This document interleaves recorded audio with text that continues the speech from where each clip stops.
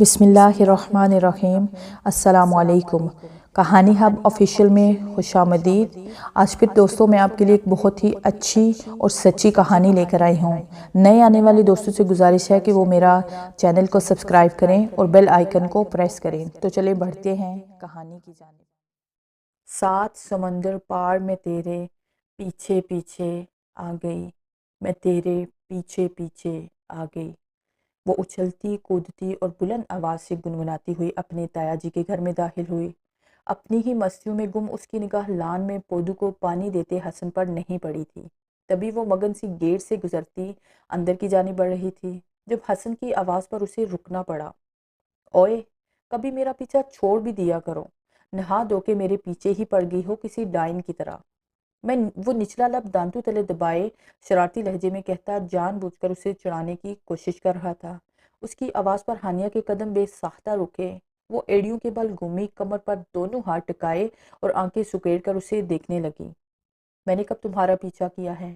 کھا جانے والے انداز میں اس سے مخاطب ہوتے ہوئے وہ کیاریاں پھلانگتی اس تک پہنچی۔ ابھی تو کہا تم نے 7 سمندر پار میں تیرے پیچھے پیچھے آ گئی، مطلب میرے پیچھے ہی آئی ہو نا؟ وہ کندھے اچکا کر کہتا پودوں کی طرف متوجہ ہو گیا جو پانی سے دھلنے کے باعث نکھرے نکھرے سے لگ رہے تھے۔ منہ دو رکھو اپنا، کبھی آئینہ دیکھا ہے تم نے؟ میں اور تمہارے پیچھے آؤں؟ خوش فہمیاں اچھی پال رکھی ہیں، میں صرف گانا گا رہی تھی۔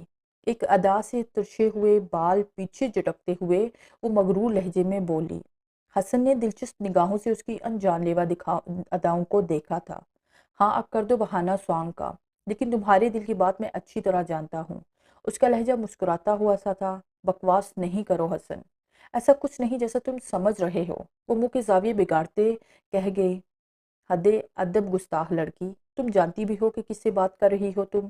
حسن نے روب جاننے کی ادنا سی کوشش کی جس کا ذرا برابر اثر نہ ہوا تھا ہانیہ پر۔ ہاں جانتی ہوں، ایک دنیا جہاں کا نکما، آوارہ، بدماش، گنڈا اور موالی جو مجھ سے مخاطب ہونے کے بہانے ڈھونڈتا رہتا ہے ہر وقت۔ وہ بھی اب کی بار شرارت سے گویا ہوئی تھی۔ ایک چیز تو بتانے والی رہ ہی گئی، ماں بدولت ہاتھ سے ہینڈسم بھی ہے۔ وہ جتانے والے انداز میں کہتا بالوں میں ہاتھ پھیرنے لگا۔ او، اس خوشگمانی میں کس نے مبتلا کیا آپ کو مسٹر حسن رضا؟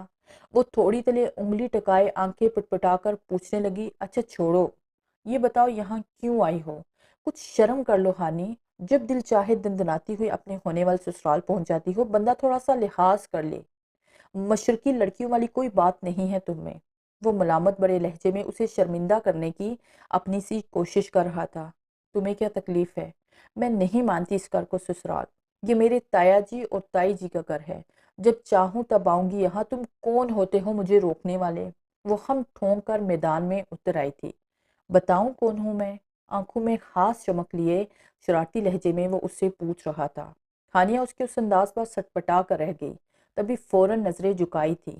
بس اتنی ہی ہمت تھی میرا مقابلہ کرنے کی؟ وہ اب کہا لگا کر ہنس رہا تھا، ساتھ ہی مسکراتی نگاہوں سے اس کا سرخ پڑتا چہرہ دل میں سمانے لگا۔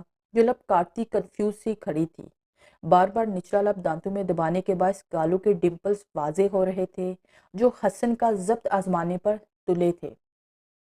تم نا ایک نمبر کے فضول انسان ہو، جاؤ میں نہیں کرتی بات تم سے، وہ مصنوعی حفکی سے کہہ گئی۔ بالکل ٹھیک کہا ہانیہ آپی، بھائی تو ہیں ہی فضول انسان، اور کبھی بات مت کیجیے گا ان سے۔ پکی والی ناراضگی آج سے آپ دونوں کی۔ اس سے پہلے کہ حسن کچھ بولتا، لان میں آتے محسن نے ہانیہ کی بات کا جواب دیا۔ اوئے ڈفر، تو میرا بھائی ہے یا اس کا؟ حسن نے اسے زبردست گوری سے نوازا۔ 50-50، آدھا آپ کا آدھا بھابھی کا، محسن نے سوچنے کی اداکاری کرتے ہوئے جواب دیا، جبکہ اس کی بات پر ہانیہ اسے اشمگی نگاہوں سے گھورنے لگی۔ آپ کو کیا ہو گیا؟ سالم نگلنے کا ارادہ ہے کیا؟ یقین کرے بالکل ہڈیوں کا ڈھانچہ ہوں، مجھے کھانے کے بعد بھی آپ کی بھوک بالکل نہیں مٹے گی، اس لیے مجھ معصوم کو بخش دیں پلیز۔ وہ باقاعدہ ہاتھ جوڑ کر اس کے سامنے جھکا کھڑا تھا۔ ہانیہ نے زور سے اس کے جڑے ہاتھوں پر ہاتھ مارا۔ یہ بھابھی کسے کہا تم نے؟ کتنی بار بولا ہے کہ بھابھی کہہ کر مت بلایا کرو، پہلے رشتے کم ہو گئے کیا؟ آپی کہا کرو مجھے آپی، اور میں کیا آدم ہور لگتی ہوں تمہیں جو انسانوں کو سالم نگل جاؤں؟ وہ قمیص کے دونوں بازوں اوپر کرتے ہوئے توپو کا رخ اس کی طرف کر گئی۔ وہ نہ کل بھائی کہہ رہے تھے کہ آپ ڈائن ہیں، چڑیل ہیں، لوگوں کا خون پیتی ہیں، یقین نہیں تو خود پوچھ لیں ان سے۔ محسن نے کوئی راہ فراڈ نہ پا کر پھر اسے حسن کی طرف متوجہ کر دیا۔ حسن اس کی بات پر سٹپٹا کر رہ گیا۔ شرم تو نہیں آتی تمہیں حسن؟ میرے پیچھے میری برائیاں کرتے ہوئے میرے سامنے تو بڑے محبت کے راگ بولتے ہو، پتہ چل گیا ہے کتنی محبت ہے تمہیں مجھ سے۔ وہ رونے والا منہ بناتی اسے سخت سست سنانے لگی۔ ارے ہانی مذاق میں کہا تھا یار، غصہ کیوں ہو رہی ہو؟ حسن تو پریشان ہی ہو کر رہ گیا اس کی بات پر۔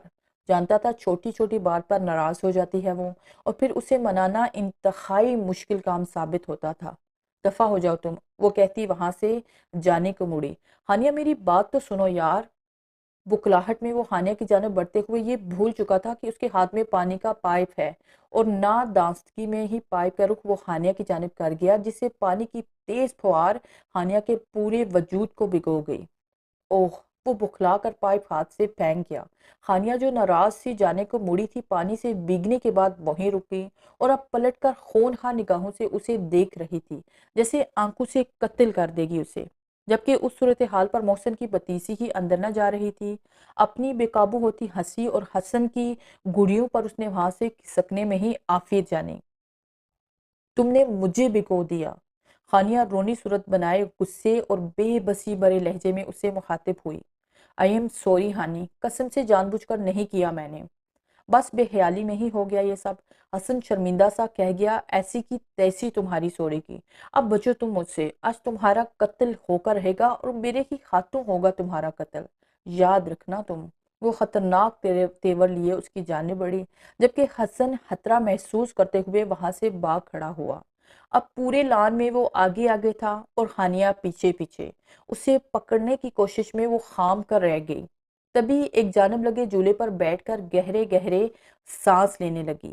کیوں خود کو ہلکان کر رہی ہو؟ تمہاری یہ حالت دیکھی نہیں جاتی مجھ سے، پھر سے کہہ رہا ہوں۔ آئی ایم سوری، ایکسپٹ کر لو میری معافی۔ وہ اب پھر شرارت کے موڈ میں آ چکا تھا۔ نہیں کروں گی ایکسپٹ، بالکل نہیں کروں گی، وہ چلائی۔ نہ کرو، مجھے کیا، اس میں تیرا گھاٹا، میرا کچھ نہیں جاتا۔ ہانیہ کو انگوٹھا دکھاتا دھیمے لہجے میں گنگناتے ہوئے وہ کندھے اچکا گیا۔ وہ کچھ کہنے ہی والی تھی جب تائی جی کی وہاں انٹری ہوئی۔ ہانیہ پتر، تیرے لیے پکوڑے بنائے ہیں میں نے گرم گرم، ساتھ بڑے مزے کی چائے بھی تیار کی ہے، آجا دونوں مل کے پکوڑے کھائیں گے۔ تائی جی پرجوش انداز میں اطلاع دیتی اس تک آئی، پھر ہانیہ کی حالت دے کر ان کا منہ کھلے کا کھلا رہ گیا۔ ہائے، یہ کیا حالت بنا رکھی ہے ہانی، کیا ہوا ہے تجھے پتر، تو ٹھیک تو ہے نا؟ تائی جی اس کا چہرہ اپنے ہاتھوں کے پیالے میں لے کر پریشانی سے پوچھنے لگی۔ تائی جی، دیکھ لیں اپنے سپوت کی حرکتیں، کیا خال کر دیا میرا، اتنا اچھا ڈریس تھا میرا، آج پہلی بار پہنا تھا، سوچا اپنی پیاری سی تائی اماں کو دکھا کر آتی ہوں، لیکن یہ جل ککڑا ہے نا، اسے میرا اور آپ کا پیار بالکل برداشت نہیں ہے۔ وہ رونی صورت بنائے تائی اماں سے چپکی اس کی شکایت کر رہی تھی، جبکہ حسن منہ کھولے اس کی الزام تراشی سن رہا تھا۔ حسن، یہ کیا بےغیرتی ہے، کتنی بار کہا ہے تجھے کہ میری بیٹی کو تنگ مت کیا کرو، پھر کب باز آئے گا تو؟ دیکھ کسی دن تیری ان حرکتوں کی وجہ سے نا چترول ہو جانی ہے تیری میرے ہاتھوں، میں کہتی ہوں بچ کے رہ مجھ سے۔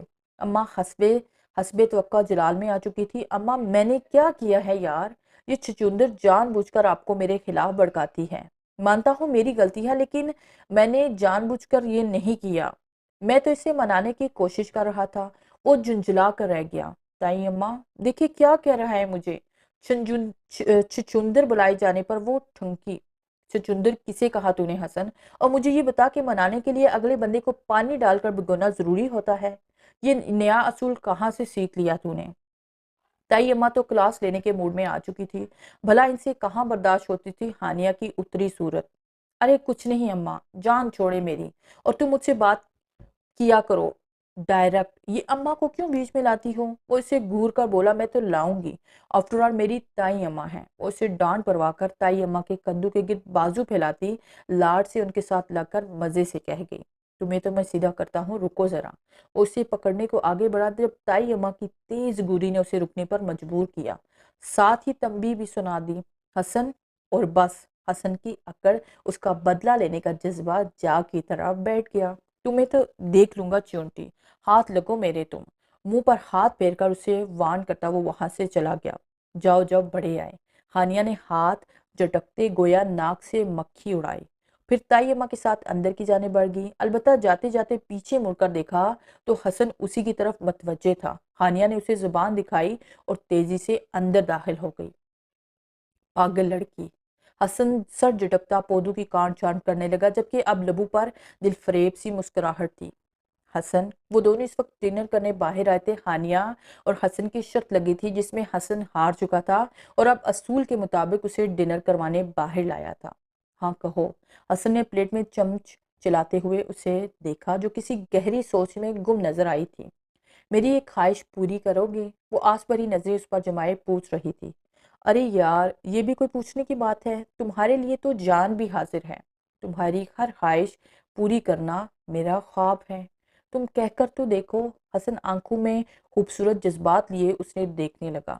چند لمحوں کے لیے کھانا چھوڑ کر وہ پوری طرح اس کی طرف متوجہ ہو چکا تھا۔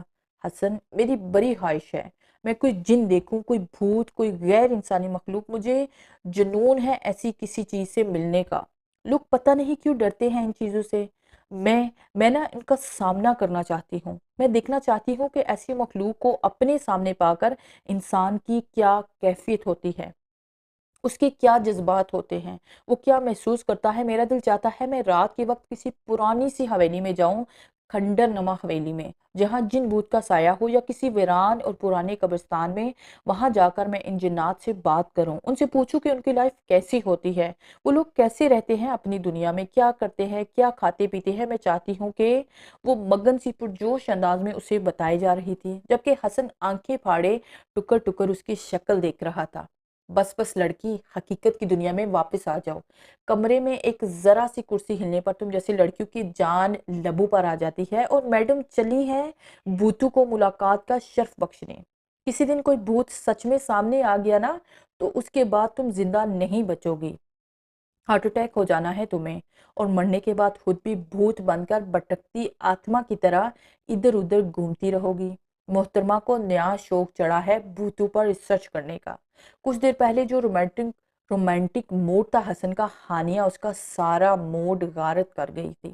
وہ سمجھا تھا کوئی پیاری سی رومانٹک سی فرمائش کرے گی وہ حسن سے، یا کچھ مانگے گی اس سے، کوئی گفٹ یا کوئی ڈریس، لیکن نہیں جی، اسے تو بس بھوتوں سے ملنا تھا، یا ایسا کوئی بندہ چاہیے تھا جو اسے بھوتوں کے ٹاپک پر بنا رکے لگاتار گفتگو کرتا جائے۔ اور حسن کو اس کی یہ بے تکی اور فضول باتیں قطعاً پسند نہ تھی۔ حسن پلیز نہ۔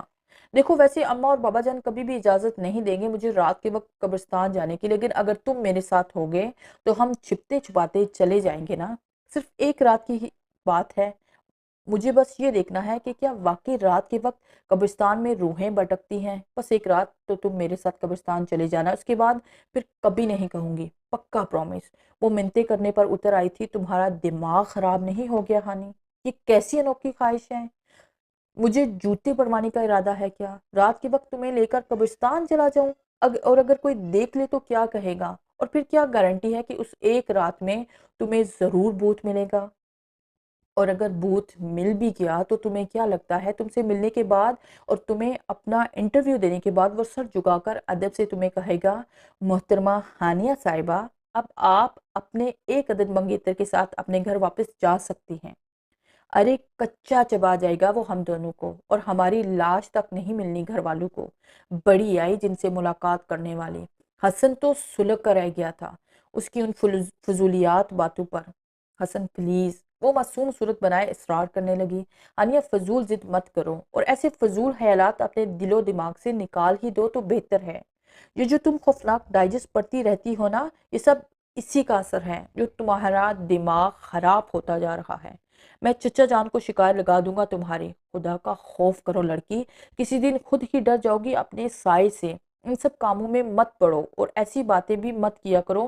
ایسی مخلوق ہر وقت ہمارے آس پاس ہوتی ہے، نہ جانے کس وقت کون سی دعا، کون سی خواہش پوری ہو جائے، اس لیے ایسی بے تکی باتیں منہ سے نہیں نکالنی چاہیے۔ اب کی بار قدرے سخت لہجہ اختیار کرتے ہوئے حسن نے اسے ڈانٹ کر رکھ دیا تھا۔ ساتھ ہی اسے سمجھانے کی کوشش بھی کی تھی۔ اب اسے کس حد تک اس کی بات سمجھ آئی تھی یہ تو وہ نہیں جانتا تھا، البتہ وہ منہ لٹکائے خاموش ضرور ہو گئی تھی، اور حسن کی تسلی کے لیے یہی کافی تھا۔